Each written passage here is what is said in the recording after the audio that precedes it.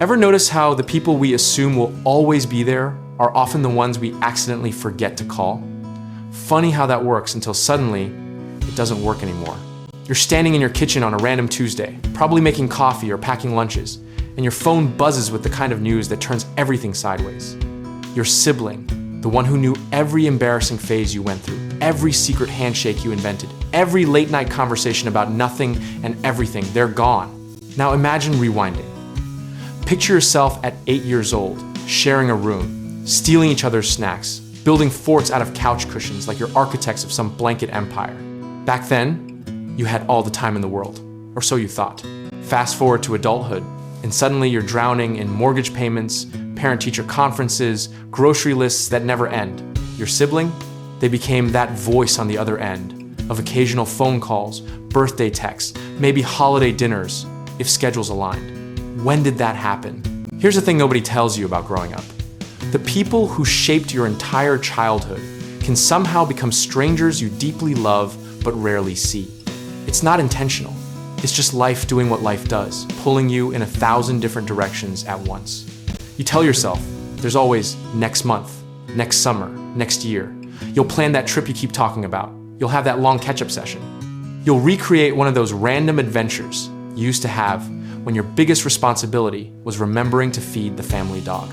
But then the call comes, and suddenly every next time evaporates into a painful collection of I wish I had. The regret doesn't arrive like a lightning bolt. It seeps in slowly, like water through a crack you didn't know was there. So you start remembering. Not the big moments necessarily, but the weird ones. The time you both got grounded for something completely ridiculous. The inside jokes that made absolutely no sense to anyone else.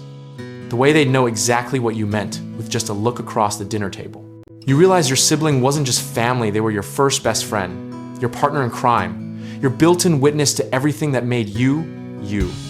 They saw the unfiltered version before you learned to wear masks for the rest of the world. And here's where it gets complicated. You can't blame anyone. Your spouse isn't the villain. Your kids aren't the problem. Your job, your responsibilities, your legitimate reasons for being busy, none of it makes you a bad person. But none of it fills the gap either. Because while you were busy building your own family, while you were focused on being a good parent and partner, something slipped through your fingers. Not through negligence, just through the relentless mathematics of finite time. Society sells us this narrative that adulthood means starting your own chapter, building your own legacy. And that's true. But somewhere in the fine print, nobody mentions that you might accidentally close the previous chapter before you meant to. Think about the last real conversation you had with them. Not the surface stuff, how's work, how are the kids, but the kind of talk you used to have at 2 a.m. when you were teenagers. When was that? Can you even remember? The cruel irony is that you probably have 100 photos on your phone of your kids doing absolutely nothing special. But how many recent photos do you have with your sibling? How many times did you think about texting them something funny, then got distracted and forgot? Here's what the grief counselors don't always prepare you for. The guilt arrives with the sorrow. They're packaged together, inseparable. You're not just mourning who you lost, you're mourning who you could have been to them in those final years. You replay scenarios endlessly. What if you'd insisted on that weekend visit? What if you'd called more often, made them a priority instead of an afterthought? What if you'd realized that your kids growing up with their aunt or uncle was just as important as any soccer practice or dance recital? But time only moves in one direction. And regret, no matter how sincere, can't rewrite the past. You're left holding a handful of memories that feel both precious and insufficient, like trying to hold water in your cupped hands. Your family, the one you built, they try to understand. They offer comfort, give you space, attend the funeral with you, but they can't quite grasp the specific brand of loss that comes from losing someone who knew you before you knew yourself. Meanwhile, life demands you keep moving. Bills don't pause for grief. Your kids still need breakfast. Work emails still pile up. The world offers maybe a week of sympathy before expecting you to function normally again. So you do function. You go through the motions. But there's this new weight you carry now, invisible to everyone else. It's the weight of all those unmade phone calls, all those postponed visits, all those assumptions about tomorrow. And late at night, when the house is quiet and your own family is asleep, you find yourself thinking about all the little moments you took for granted. The shared history that nobody else on earth experienced exactly the way you two did. The photos from childhood hurt now. There you are, inseparable, convinced you'd always be this close. If you could reach through time and tell your younger selves what was coming, would you do anything differently? Would they? Here's the uncomfortable truth that settles in your bones.